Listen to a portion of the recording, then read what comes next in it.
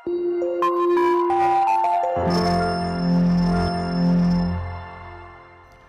students, hope you all are doing good. Today we are doing the chapter that name is our environment.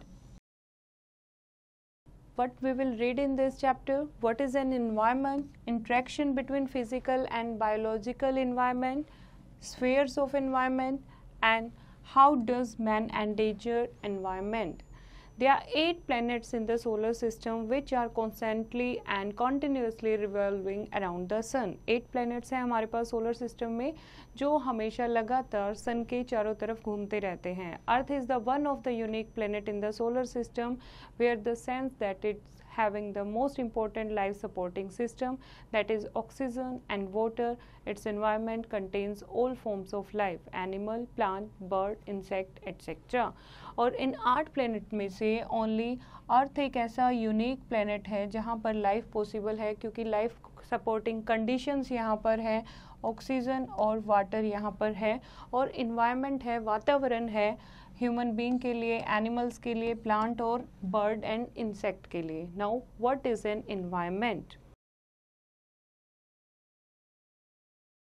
The word environment is the surrounding external conditions influencing development or growth of people, animal and plants. The term environment refers to the various physical components like air, water, land, etc. It is very important for all living beings. In the last few decades, it has been facing problem due to human interference. It is necessary to maintain its quality and quantity because all living beings are dependent upon it for their growth and development. Environment क्या है? Environment वातावरण हमारा surrounding है, जो भी external conditions हैं, growth of people, animal और plants को इन्फ्लुएंस करता है, वो एक इन्वायरमेंट है. जो टर्म इन्वायरमेंट है उसमें सारी फिजिकल कंपोनेंट्स आते हैं, जैसे कि air, water, land, everything, all living thing and non living thing, everything, ये मिलके क्या बनाते हैं? इन्वायरमेंट बनाते हैं. Okay, now come to the next, that is composition of environment. Composition of environment means environment is a sum total of all the surrounding, that is physical and biological. जितने भी हमारे physical surrounding है या biological surrounding है, सबको मिला के क्या बनता है? Sum total is called environment. Okay, it encompasses the physical or non-living, that is abiotic, and biological or living, that is biotic component of the earth. तो 2 component हैं एनवायरनमेंट के, एक है बायोटिक एंड एक है abiotic. Biotic that is living thing और biological होता है अबायोटिक जो फिजिकल और नॉन लिविंग थिंग्स आती हैं. तो सारे कंपोनेंट जैसे सोइल, वाटर, एयर सब मिला के एक लिथोस्फेयर बनती है, हाइड्रोस्फेयर, एटमॉस्फेयर, ये 3 लेयर बनती हैं इन्वायरमेंट की. And whereas biotic component include all the life form present in all the sphere like plant, animal and human being. Biotic में ये तीनों लाइफ आती हैं, लिविंग बीइंग आते हैं, plant, animal and human being. Now interaction between physical and biological environment. In the physical environment obtains its energy primarily from the sun. जितना भी physical environment है हमारे आसपास, उनको energy कहाँ से मिलती है? sun से मिलती है. Like changes in air, water and even landform feature occur directly or indirectly due to solar energy. जो भी चेंजेस होते हैं एयर में, वाटर में या फिर लैंडफॉर्म में, जो भी चेंज होता है वो डायरेक्टली और इनडायरेक्टली सोलर एनर्जी पर डिपेंड करता है.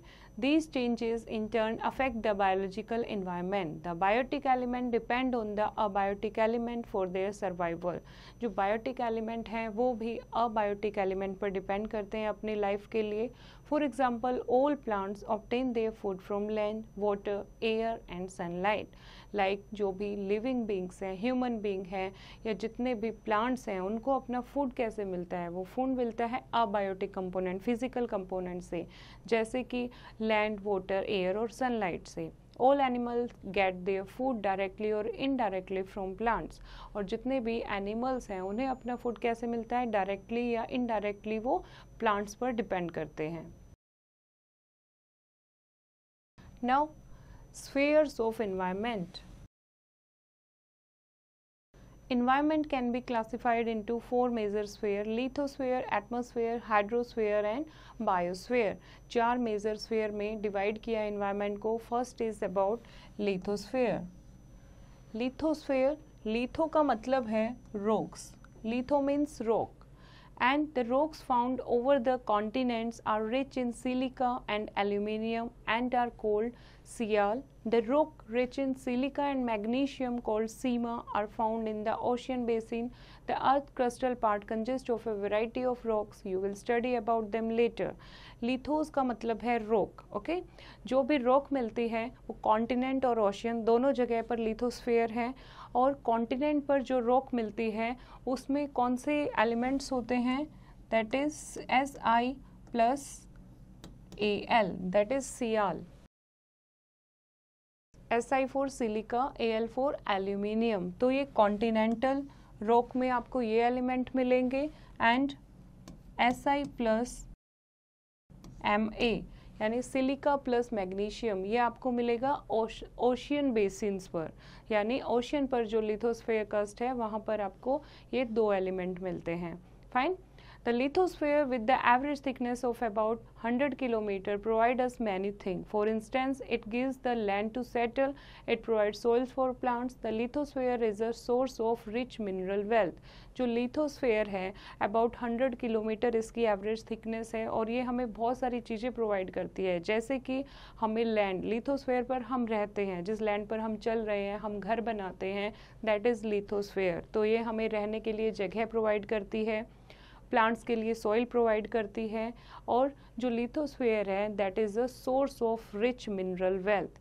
जैसा कि हमने पढ़ा इनसे बहुत सारे एलिमेंट मिलते हैं, सिलिका, एल्यूमिनियम, मैग्नीशियम, ये हमें लिथोस्फीयर प्रोवाइड करती है. Now come to the next, that is atmosphere. The thin layer of air which surround the earth is called atmosphere. Atmosphere क्या है? जो हमें चारों तरफ, हमारे चारों तरफ एक हवा है, thin layer of air है, उसको एटमॉस्फेयर कहते हैं.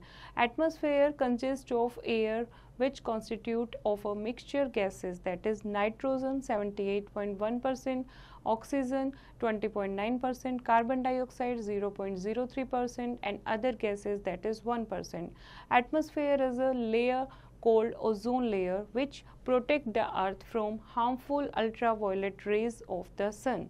ओके, एटमॉस्फेयर जो हमारे आसपास थिन लेयर ऑफ एयर है that is called atmosphere. Atmosphere बहुत सारे गैसेस का मिक्सचर है जिसमें सबसे ज़्यादा अमाउंट है नाइट्रोजन गैस का, that is 78%.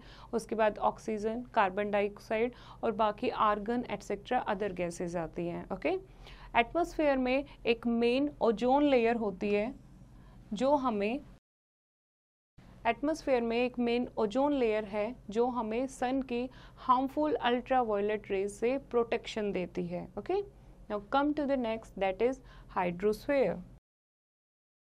Hydrosphere, hydro means water. The hydrosphere is the part of the earth's surface which consists of water bodies such as lakes, rivers, seas and oceans. Water supports form all of life on the earth. It has a moderating effect on climates of region near coast. We get food and minerals from oceans. Deposits of minerals, oil and gas are found in the seabed. Hydrosphere, hydrosphere जो भी earth surface का, जो भी water bodies का part है, hydro means water, ठीक है. तो जो भी जैसे लेक, रिवर, सीज, ओशियन, जो भी अर्थ सरफेस पर वाटर है that is all include in hydrosphere. वो सारी चीज़ें किस में आती हैं? हाइड्रोस्फीयर में आती हैं. और वाटर से वाटर हमारी लाइफ को अर्थ पर सपोर्ट करता है. अगर पानी नहीं होता तो क्या लाइफ पॉसिबल होती है अर्थ पर? नो. तो वाटर हमारी लाइफ को अर्थ पर सपोर्ट करता है और बहुत सारे जो क्लाइमेट हैं, क्लाइमेट को चेंज करता है. जैसे कोस्ट का क्लाइमेट अलग होता है, कोस्ट से जो दूर प्लेसेस होंगे वहाँ का क्लाइमेट अलग होता है. और हमें हाइड्रोस्फीयर से फूड एंड मिनरल मिलते हैं, ओशियन से फूड एंड मिनरल मिलते हैं. Deposit of minerals, oil and gases are found in the sea bed. समुंदर से हमें मिनरल एक्सट्रैक्ट कर सकते हैं, ऑयल रिफाइनरी हम लगा सकते हैं और गैस एक्सट्रैक्ट कर सकते हैं. Okay, come to the next, that is what is biosphere. Life of Earth exist in narrow belt a little below and above the surface of the land and have water and air. This narrow belt of living organisms, both plants and animals, is called biosphere. The sphere thus include parts of atmosphere, lithosphere and hydrosphere. Biosphere क्या होता है? Biosphere जहाँ life possible है, एक narrow belt of living organism, both plant and animal, plant और animal दोनों को मिलाकर क्या बनती है? बायोस्फीयर बनती है। अब दोनों को, अगर प्लांट और एनिमल को सरवाइव करना है तो उनके लिए एयर चाहिए, वाटर चाहिए। तो बायोस्फीयर ऐसी लिविंग कंडीशंस जो लिविंग बीइंग को प्रमोट करती हैं, दैट इज़ बायोस्फीयर। तो बायोस्फीयर में थोड़ी थोड़ी हर एक स्फीयर आती है, atmosphere, lithosphere and hydrosphere. Now come to the elements of biosphere. All the realms of the earth affect biotic life or biosphere on land. Biosphere cannot sustain itself without land, air and water. It has three elements: producers, consumers and decomposers. First हम बात कर रहे हैं producers की। Biosphere के तीन element हैं, तीन बेसिक एलिमेंट हैं। प्रोड्यूसर्स जहाँ से प्रोड्यूस होता है, कंज्यूमर जो उस प्रोडक्शन को कंज्यूम करते हैं, डिकम्पोजर जो कंज्यूमर्स को कंपोज करते हैं। Okay, one by one we will read about this. First is producers. The plants prepare their food in the presence of the sun by taking nutrient and water from soil and carbon dioxide from the atmosphere. Plants are vital for the existence of animal kingdom including man. It fulfills their requirements of food, clothing and industrial raw material for man. The plant kingdom supports animal kingdom. Plants जो हैं वो plants की presence किसके कारण है? सन के कारण है, क्योंकि सन से प्लांट न्यूट्रिएंट लेता है, वाटर लेता है और सॉइल लेता है, कार्बन डाइऑक्साइड के साथ एटमॉस्फेयर से कार्बन डाइऑक्साइड लेता है और अपना भोजन प्लांट खुद बनाते हैं। प्लांट्स जो हैं उनका एनिमल की लाइफ में और ह्यूमन बीइंग की लाइफ में बहुत इम्पोर्टेंट रोल है। It fulfil the requirement of food, clothing and industrial raw material for man.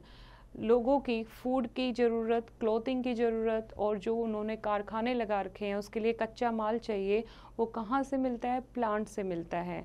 तो जो प्लांट किंगडम है that support animal kingdom, plant kingdom से ही एनिमल किंगडम है। Okay,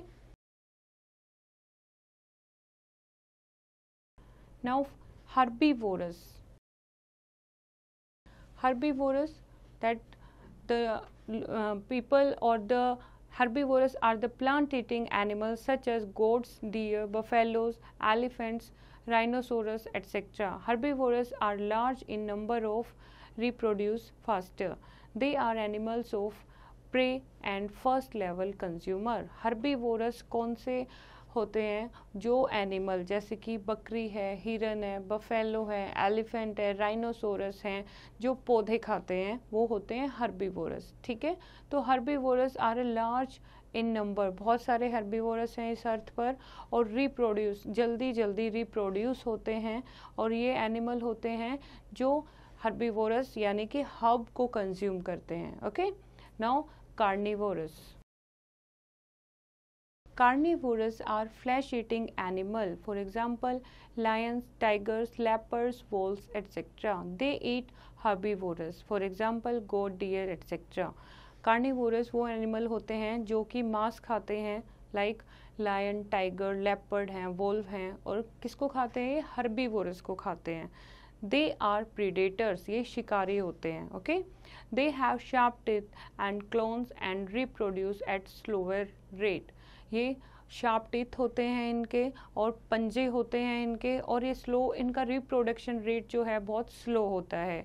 carnivorous are second level consumer, ये second level of consumers हैं। First level herbivorous, second level carnivorous. They keep the number of herbivorous under control by hunting them. बहुत सारे herbivorous को वो under control रखते हैं क्योंकि उनकी रिप्रोडक्शन रेट बहुत ज़्यादा होती है। तो कार्निवोरस हर्बीवोरस को हंट करते हैं और उनका जो रेट है वो कंट्रोल में रखते हैं। If they do not hunt them, herbivorous animals will increase and harm the plant kingdom. अगर कार्निवोरस हर्बीवोरस को नहीं खाएंगे तो हर्बीवोरस क्या करेंगे? सारे प्लांट किंगडम को ख़त्म कर देंगे। Okay, Come to the next, that is omnivorous. Omnivorous are those consumers which consume both plant and animal matters. For example, men, ant, bear, crow, etc. Omnivorous वो होते हैं, वो कंज्यूमर्स हैं जो दोनों चीज़ें कंज्यूम करते हैं, प्लांट भी और एनिमल को भी. फॉर एग्जांपल जैसे ह्यूमन बीइंग है, आंट है, बियर है, क्रो है, ये दोनों चीज़ें खाते हैं. Okay, come to the next, that is decomposers. The dead plant matter, leaves, fallen branches, rotten roots, and animal matter, droppings, dead animals, and birds are decomposed or decayed by bacterial action. In other words, microorganisms like bacteria get their food from the dead plants and animals by decomposing them and are known as decomposers. Decomposers keep the natural environment clean because they convert the dead matter of plants and animals into simple compounds which then enter the soil or air. Decomposer कौन होते हैं? Decomposer होते हैं जो ऐसे natural environment को साफ रखते हैं, क्लीन रखते हैं, क्योंकि जो भी कन्वर्टेड डेड मैटर और प्लांट्स, एनिमल्स होते हैं उनको वो खा लेते हैं. तो जो भी रोटन सड़े हुए डेड प्लांट मैटर हैं, जैसे कि पत्तियां हैं या फिर ब्रांचेस टूट जाती हैं या रोटन रूट्स हैं या एनिमल मैटर है, डेड एनिमल है, बर्ड है, वो मिट्टी में मिलके डिकम्पोज हो जाते हैं बैक्टीरियल एक्शन से. और छोटे छोटे माइक्रो ऑर्गेनिज्म जैसे कि बैक्टीरिया है, उनको ये फूड मिलता है डेड प्लांट्स और एनिमल से, तो वो उनको डिकम्पोज करते हैं. माइक्रो ऑर्गेनिज्म के लिए वो एक तरीके से खाना है. तो micro organisms like bacteria, they are the decomposer, और ये हमारे इन्वायरमेंट को क्लीन रखते हैं. Okay, come to the next, that is about food chain. In the process of consuming plants by herbivorous and herbivorous by carnivorous, there is a transfer of energy from one level to another, which is called a food chain. A simple food chain includes, let us say, the plant is eaten by a goat and the goat is consumed by a tiger. एक food chain होती है, like plant is a producer, उसको कौन ईट कर रहा है? एक herbivorous, एक बकरी ईट कर रही है, और हर्बीवोरस को कौन ईट कर रहा है? कार्निवोरस. ओके, तो this is a food chain. अगर ये फूड चेन नहीं होगी तो क्या होगा? अगर ये इनको नहीं खाएंगे तो ये सारे प्लांट्स को खा जाएंगे. ओके, तो ये फूड चेन जो है ये बहुत ज़्यादा ज़रूरी होती है. Now come to the ecosystem. The biosphere is made up of distinct zones, each having its own physical environment, plant and animal life. These are called ecosystem. Biosphere जो है वो अलग अलग जोन से मिलके बना है, जिसकी अपने फिजिकल एनवायरनमेंट है, प्लांट और अपनी एनिमल लाइफ है, और इसको क्या कहते हैं? इकोसिस्टम कहते हैं. Each ecosystem is formed by the interaction of all living organisms with each other and with the physical environment in which they live. In each ecosystem, all the biotic organisms are dependent on each other and also interact with the abiotic environment. There could be an ecosystem of rainforest, grassland, mountain, desert, ocean, lake or even a small pond. Ecosystem में हमेशा एक system होता है, abiotic और biotic की एक दूसरे के ऊपर डिपेंडेंसी रहती है. इकोसिस्टम में रेन फॉरेस्ट है, grassland, mountain, desert, ocean, lake और इवन अ स्मॉल पॉन्ड, ये सारी चीज़ें किस में आती हैं? इकोसिस्टम में आती हैं. नेक्स्ट हम बात कर रहे हैं human made environment. Human made environment is that which is created when human beings interact with natural environment. Human made environment जब natural environment के साथ interaction हुई human being की, उसको human made environment का नाम दिया गया. Also part of the human environment is the socio-culture environment which includes family, school and college, community, country, religion, music and dance, cinema. ये सारी चीज़ें ह्यूमन बीइंग ने बनाई हैं, क्योंकि यहाँ पर रहना है, उन्हें अर्थ पर रहना है, तो इन सारी चीज़ों को ह्यूमन मेड इन्वायरमेंट का नाम दिया गया. Okay, now how does man endanger environment? Environment जो कि हमारे लिए इतना ज़रूरी है उसको मैन कैसे खतरे में डाल रहा है। The totality of environment is characterized by many imbalance. Man is to be held responsible for changes taking place in environment. और इन सारे changes के लिए जो imbalance हो रहा है उसके लिए responsible कौन है? Man is the only responsible. Man-made environment causes extinction of wildlife and many varieties of plants. Not only this, it led to soil erosion and changes in climate too. Pollution is the contamination and unfavorable alteration of environment caused by various activities of man. Man-made environment जो है, जो man ने अपनी सुविधा के लिए बनाया है, उससे क्या हो रहा है, बहुत सारी वाइल्ड लाइफ एक्सटिंक्ट हो रही है क्योंकि लोगों को रहने के लिए पॉपुलेशन बढ़ रही है, लोगों को रहने के लिए ज़मीन चाहिए। ज़मीन कहाँ से मिलेगी? जंगलों को वो लोग काटते हैं, जंगलों में जंगली जानवर रहते हैं, तो उससे क्या हुआ, वाइल्ड लाइफ जो है वो कम होती जा रही है, बहुत सारे प्लांट्स की वैरायटी कम होती जा रही है। इतना ही नहीं, सॉइल इरोजन बढ़ जाता है क्योंकि जो प्लांट हैं वो मिट्टी को अपनी जड़ों में पकड़ के रखते हैं। अगर प्लांट नहीं होंगे तो बाढ़ आएगी या तेज बारिश आएगी तो सॉइल जो है वो सारी इरोड हो जाएगी और जो क्लाइमेट है वो भी चेंज होता जा रहा है। और पॉल्यूशन जो ह्यूमन मेड एक ऑल्ट्रेशन ऑफ एनवायरनमेंट है, पॉल्यूशन जो ह्यूमन बीइंग क्रिएट करता है, उससे बहुत ही ज़्यादा एनवायरनमेंट को खतरा हो रहा है। All living organisms depend on their living organisms in the biological community existing in an ecosystem. Man must not interfere with ecosystem. He must learn to control his number, requirement and greed. The balance in ecosystem is significant in the sense that without it no organism in the world can exist independently. जो human being है उसे अपनी ज़रूरतों को, अपने लालच को control में करना चाहिए और इकोसिस्टम के साथ छेड़छाड़ नहीं करनी चाहिए क्योंकि अगर इकोसिस्टम नहीं होगा तो वर्ल्ड में लाइफ मुश्किल है। Our environment is deteriorating day by day हमारा एनवायरनमेंट ख़राब होता जा रहा है। We should try to understand the delicate relation between the different parts of the nature.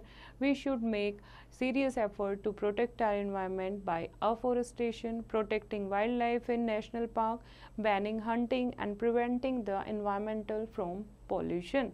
हमें अपने environment को safe रखना है, उसे बचाना है और उसके लिए क्या करना है? Afforestation, that is ज़्यादा से ज़्यादा पेड़ उगाने हैं, नेशनल पार्क और वाइल्ड लाइफ सेंचुरी बनानी है ताकि वाइल्ड लाइफ को प्रोटेक्ट कर सकें, शिकार को बैन करना चाहिए एंड एनवायरनमेंट को पॉल्यूशन से बचाना चाहिए। Okay, now come to the key points. First is the term environment means the surroundings or conditions within a person, animal or a plant exist. environment क्या होता है? environment हमारी conditions हैं जिसमें एक person रह सकता है, उसमें animal और plant जो भी exist कर सकता है और उसे जो condition चाहिए जैसे कि air, water चाहिए, that is environment. Okay? There is constant interaction between the physical and the biological environment. Physical और biological इन्वायरमेंट में आपस में हमेशा इंट्रैक्शन रहती है। Land, water and air are non living elements. The living elements include plants, animals and other living organisms. Biosphere is the thin zone where there is a interaction among land, water and air. Biosphere एक thin layer है, thin zone है जहाँ पर land, water and air तीनों की interaction होती है। Okay, the human being modify and develop the natural features according to his need. जो ह्यूमन बीइंग हैं अपनी ज़रूरतों के मुताबिक जो नेचुरल फीचर्स हैं उनको मॉडिफाई कर रहा है, उनको चेंज कर रहा है। For our survival it is necessary to protect our environment. अगर हमें रहना है अर्थ पर तो हमें एनवायरनमेंट को प्रोटेक्ट करना है। ओके, आई होप बच्चों आपको ये चैप्टर समझ आया होगा। फिर से इसको रीड करेंगे और एक्सरसाइज की प्रैक्टिस खुद से करेंगे।